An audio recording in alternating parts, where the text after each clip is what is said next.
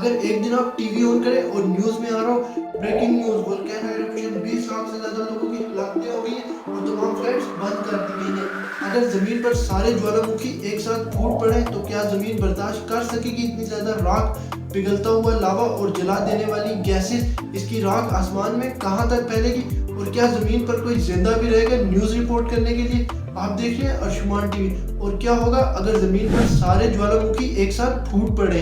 तमाम ज्वालामुखी खतरे का बाइस नहीं बनेंगे। वो वोल्केनो जो पिछले 10,000 साल से नहीं फूटे, उनमें अब कोई मैग्मा रहा ही नहीं है जो फूट सके। अलबत्ता किसी भी वक्त जमीन पर 10 से 12 वोल्केनो फूट रहे होते हैं कहीं भी। कुल मिलाकर जमीन पर 1500 एक्टिव वोल्केनो और जमीन के अंदर लातादाद। अगर ये सब एक साथ फूट जाए तो ये देखने में कैसा होगा? अगर जमीन के सारे ज्वालामुखी एक साथ फूट जाए तो ये बहुत ज्यादा धमाके होंगे। ये धमाके पत्थर, राख और गैस से भरे हुए होंगे जो आसपास के इलाके को तबाह कर देंगे। आप इतने बड़े आग के बादल से कभी भी नहीं भाग सकेंगे।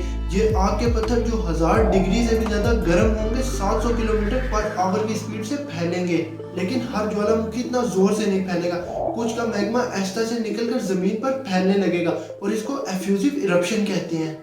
अगर आपके पास ऐसा ज्वालामुखी फूटा तो आप खुद को खुशकिस्मत समझे, लेकिन ज्यादा देर के लिए नहीं। दूसरे ज्वालामुखी धुआं छोड़ेंगे हवा में जो हजारों किलोमीटर तक फैलेगा और जमीन को ढांप लेगा राख की एक मोटी चादर में। ये राख से भरे बादल सूरज की रोशनी बिल्कुल रोक लेंगे और जमीन पर एक अंधेरा हो जाएगा। सूरज की रोशनी के बगैर जमीन पर फोटोसिंथेसिस नहीं होगा और जमीन पर पौधे मरने लगेंगे और इसके साथ साथ वो फसलें भी जो हम खाते हैं। क्योंकि ज्वालामुखी की राख छोटे पत्थर के टुकड़े होते हैं, इसलिए ये बहुत ज्यादा वजनी होते हैं। अगर आपकी छत पर ज्यादा राख गिरी तो आपका घर टूट जाएगा। आप जहाज में बैठकर या गाड़ी में बैठकर भाग भी नहीं सकेंगे क्योंकि राख के ये बादल आपके जहाज या गाड़ी को पिघला देंगे और फ्लाइट्स वैसे भी बंद हो जाएंगी क्योंकि कुछ नजर ही नहीं आएगा। समंदर के अंदर ज्वालामुखी पानी को जहरीला कर देता है जिसकी वजह से समंदर की आबोहवा खराब हो जाएगी। समुद्री जाने खतरे में चली जाएंगी और सारा फूड चेन तबाह हो जाएगा। क्योंकि सूरज की रोशनी जमीन तक नहीं पहुंच सकेगी तो जमीन की आबोहवा बहुत ज्यादा ठंडी हो जाएगी, इतनी ठंडी कि हम बर्फानी दौर में चले जाएंगे।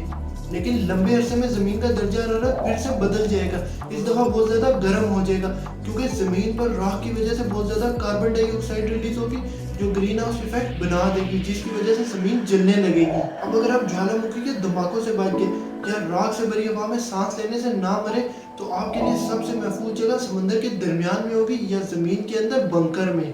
बस आपने एक बात ध्यान में रखनी है कि आपके पास खाना और गर्म कपड़े होने चाहिए इस तबाहकुन दुनिया में जिंदा रहने के लिए। बाहर आने से पहले आपको इंतजार करना पड़ेगा कि आबोहवा साफ हो जाए और इसमें आपको बहुत ज्यादा टाइम लग जाएगा। इतने लंबे अरसे तक जमीन पर ज्वालामुखी फूटने की वजह से जमीन पर एक तह बन जाएगी मैग्मा की, जिसकी वजह से शायद जमीन उलट जाए जैसे 3.1 बिलियन साल पहले मार्स उल्टा था। अगर ऐसा होगा तो मार्स नॉर्थ पोल में चला जाएगा, लेकिन हमेशा की तरह ऐसा होना बहुत ज्यादा मुश्किल है और ना ही हमारे पास कोई सबूत है कि पिछले 4 बिलियन सालों में कभी जमीन पर सारे ज्वालामुखी एक साथ फूटे हों।